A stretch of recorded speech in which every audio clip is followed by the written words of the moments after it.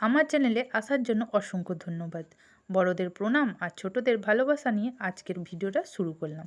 তো আমি শুক্তো বানাতে চলেছি। শুক্তো বানাতে নিয়েছি কাঁচা কলা আর করলা, শিম, ডাঁটা, বেগুন আর আলু। আর নিয়েছি খেসারির ডালের বড়ি, যেটাকে ফুল বড়ি বলে। তো সেই বড়িগুলো একটা কড়াই বসিয়ে সর্ষের তেল ব্যবহার করেছি এখানে। সর্ষের তেলটা দিয়ে আমি বড়িগুলো ভালো করে তেলে ভেজে নেব। তবে আমি এখানে একবারে তেল দিয়েছি সমস্ত কিছুটা ভেজে নেওয়ার জন্য। তোমরা চাইলে অল্প অল্প তেল দিয়ে তারপরেও ভাজতে পারো। তো দেখো, বড়িগুলো আমার ভাজা হয়ে গেল। বড়িগুলো ভেজে তুলে নিয়ে তারপরে আমি শিমটা দিয়ে দিলাম।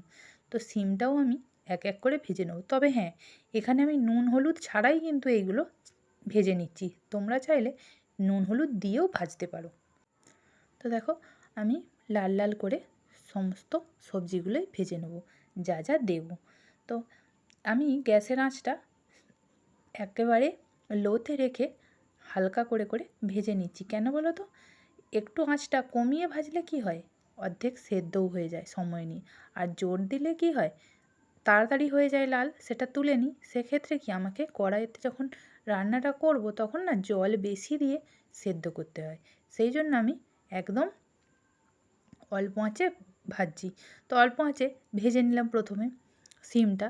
এরপরে আমি করলাগুলো দিয়ে দিলাম। তো করলাগুলো আমি এখানে দুটো করলা ব্যবহার করেছি। তোমরা এখানে যে যতটা তেতো খেতে পছন্দ করো সেরকমভাবে করলা ব্যবহার করবে। দেখো, আমি করলার এঁতোগুলো ফেলে দিয়ে কেটেছি। তারপরে আমি এগুলো তেলে ভালো করে লাল করে ভেজে নেব। তো দেখো, এগুলো ভাজতে ভাজতে তোমাদেরকে আমার যেটা রেগুলার বলি সেটা বলে দিই। আমার চ্যানেলটাতে অবশ্যই, যদি নতুন হয়ে থাকো, অবশ্যই একটা লাইক, কমেন্ট, শেয়ার করে দিও। আর পাশে থাকা বেলটি অবশ্যই ক্লিক করে রেখো, যাতে আমি ভিডিও ছাড়া মাত্রই সবার আগে তোমার কাছে নোটিফিকেশন পৌঁছে যায়। তো দেখো, কথা বলতে বলতে আমার সেগুলোও ভাজা হয়ে গেল। এবার আমি আলুগুলোও কড়াতে দিয়ে দিলাম তেলের মধ্যে, দিয়ে এটাকেও আমি লাল করে এক এক করে ভেজে নেব। আরেকটা কথা বলার আছে, যারা যারা আমার ভিডিও ভালোবেসে দেখছো তাদেরকে অসংখ্য ধন্যবাদ। এইভাবেই ভালোবেসে ভিডিও দেখে অবশ্যই আমার পাশে থেকো। তোমাদেরকে সাথে নিয়েই আমি আগামী পথগুলো এগিয়ে যেতে চাই। তো চলো, দেখো এখানে আমি যে সজনা ডাঁটাগুলো কেটে রেখেছিলাম সেই সজনা ডাঁটাগুলো তেলেতে ভেজে নেব। তবে হ্যাঁ, এটা তোমরা চাইলে ভাজতেও পারো, আবার না চাইলে নাও ভাজতে পারো। তো আমি এখানে একটু হালকা ভেজে নিচ্ছি। কী বলো তো, ভেজে নিলে না একটু আলাদা রকম টেস্ট আসে, সেই জন্য আমি এটাকেও ভেজে নিচ্ছি। তো আমি দেখো, গল্প করতে করতে এটাও ভাজা হয়ে গেল। এবার এগুলোকেও আমি এক এক করে তুলে নেব। তবে আমি এখানে বেগুনগুলো ভাজবো না। তোমরা চাইলে বেগুনটা ভেজে নিতে পারো। আমি এখানে বেগুনটা এমনি মানে টপকায় ব্যবহার করব, বেগুনটা আমি ভাজবো না। তার আগে এখানে দেখো আমি কাঁচকলাগুলো ভেজে নিচ্ছি।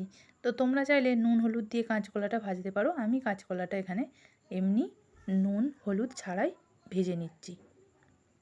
তো দেখো, আমি এগুলোকেও নাড়াচাড়া করে লাল লাল করে ভেজে নিচ্ছি। তো আমি এখানে তোমাদেরকে প্রথমেই বললাম একবারে তেল দিয়ে আমি সব একবারেই তেল দিয়ে আনাজগুলো ভেজে নিচ্ছি। তোমরা চাইলে আলাদা আলাদা করে তেল দিয়েও ভাজতে পারো। তো দেখো, আমার ওই তেলটাতে সব ভাজা হয়ে গেল। এবার যতটুকু তেল বেঁচেছিল সেই তেলের মধ্যে আমি ফোড়নে দিয়ে দেবো। তো দেখো, তেলটা একটু কালো মতো হয়ে গেছে, সমস্তটা ভেজেছিলাম বলে। তো ওটা কোনো ব্যাপার নয়। তো চলো দেখো, এখানে আমি গোটা জিরে দিয়েছি, গোটা একটা লঙ্কা দিয়েছি, আর তেজপাতা দিয়েছি ফোড়নে। তো তোমরা চাইলে এখানে 5 ফোড়ন ব্যবহার করতে পারো, আমি জিরে ব্যবহার করেছি এখানে। এরপরে তো আমি এখানে সর্ষে বাটাটা ওর মধ্যে দিয়ে দিলাম। তো হ্যাঁ, সর্ষে বাটা বেশি কিন্তু নাড়া যাবে না, নাড়লে তার টেস্ট আলাদা, আবার মানে কি বলবো, তেতো হয়ে যায়, তো আলাদা রকম লাগে। তো দেখো, এখানে আমি বাড়িতেই সর্ষে 2 রকমের সর্ষে গুঁড়ো করে রেখেছিলাম। তোমরা চাইলে কেনা সর্ষের যে পাউডার পাওয়া যায় সেটাও তোমরা ব্যবহার করতে পারো, আবার এখানে সর্ষে বাটাও ব্যবহার করতে পারো। তো চলো, আমি তার মধ্যে হলুদ দিয়ে দিয়েছিলাম। এবার দিয়ে ভালো করে একটু এদিক সেদিক করে নাড়াচাড়া করে ভেজে নিলাম মশলাটা। এবার আমি সমস্ত ভেজে রাখা সবজিগুলো ওর মধ্যে দিয়ে দিলাম। এবার ভালো করে একটু নাড়াচাড়া করে কষিয়ে নেব। কষিয়ে নিয়ে তারপরে জল ঢেলে দেবো। তবে বলে দিই তোমাদেরকে, আমি যে সর্ষের গুঁড়োটা ব্যবহার করেছি ওটা আমি জল দিয়ে ভিজিয়ে রেখেছিলাম বেশ কিছুক্ষণ, তারপরে আমি ওটা মশলার মধ্যে দিয়েছি। এবার বেগুনগুলো ওর মধ্যে দিয়ে দিলাম। তবে হ্যাঁ দেখো, আমি কিন্তু বলেছিলাম বেগুনগুলো আমি ভাজবো না, তো বেগুনগুলো আমি ভাজিনি কিন্তু। তো তোমরা চাইলে বেগুন ভেজেও রান্না করতে পারো। তো আমি এখানে বেগুন কিন্তু টপকাই দিলাম। তো একদিন টপকা করে দেখি না কেমন লাগে। এবার আমি স্বাদ মতো নুন দিয়ে দিলাম। এরপরে আবারও ভালো করে নাড়াচাড়া করে রান্না করে নেব। তো কড়াটা একটু ছোট হয়ে গেছে, কি বলো তো, শুক্তো বানাতে গেলে নানা রকম সবজি দেওয়া হয়, তো নানা রকম সবজি দিতে গেলে না অনেকটা হয়ে যায়, যতই তুমি মনে করো যে অল্প করে করবে। তো এখানে দেখো সমস্তটা আমার কষিয়ে রান্না করা হয়ে গেল। এবার আমি ওতে দিয়ে দেবো জল। তো চলো, তো জলটা আমি এখানে এমনি যে কাঁচা যে মানে কি বলবো, এমনি যে খাওয়ার জল হয় সেই জলটাই ব্যবহার করেছি। তোমাদের যদি মনে হয় তোমরা হালকা গরম জলও দিতে পারো, তো আমি এখানে ঠান্ডা জলই ব্যবহার করেছি। তবে খুব একটা বেশি জল দেব না, অল্পই জল দেব, যেহেতু আমি আগে থেকে ভেজে রেখেছি সেগুলো, মানে সবজিগুলো, ওই জন্য অর্ধেক করে তো সেদ্ধ হয়েই গেছে, বাকিটা শুধু সেদ্ধ করার জন্য। তো দেখো আমি এখানে জল দিয়েছি, আর কিছুটা জল দেব। তো দেখো এখানে আমি কিছুটা আরও জল দিয়ে দিই, যেহেতু মানে বেগুনটা টপকা দিয়েছি, তো বেগুন সেদ্ধ হতে খুব একটা বেশিক্ষণ সময় লাগে না যদিও। তো চলো, আর আমি এতে স্বাদ মতো 1 চামচ চিনিও দিয়ে দেবো। তো চিনিটা একেবারে তোমাদের পছন্দ অনুযায়ী, তোমরা চিনিটা নাও দিতে পারো আবার দিতেও পারো। আমার কি বলো তো, একটু সব তরকারিতে চিনি দিতে ভালো লাগে, চিনি দিলে তার আলাদা একটা টেস্ট আসে, সেই জন্য আমি এতেও চিনি দিয়ে দিলাম। এবার দেখো ঢাকনা দিয়ে আমি বেশ কিছুক্ষণ রেখে দিয়েছিলাম রান্না করে। এবার সেটাকে খুলে আমি আবারও একবার দেখে নিলাম। তো দেখে নিয়ে দেখো, দেখলাম যে বেশ অনেকক্ষণ সময় নিয়ে বেশ ভালোই হয়েছে। তো এবার আমি লিকুইড দুধ 1 কাপ মতো দিয়ে দিলাম। তবে তোমরা চাইলে এখানে আমুল দুধও ব্যবহার করতে পারো, আমি এখানে লিকুইড দুধ দিয়েছি। তো আমুল দুধ দিলে আরও ভালো টেস্ট আসবে। তো দেখো এখানে আমি দিয়ে দিলাম, দিয়ে আবারও বেশ কিছুক্ষণ অপেক্ষা করলাম। তো প্রায় তরকারিটা আমার হয়ে এসেছে নামানোর পথে।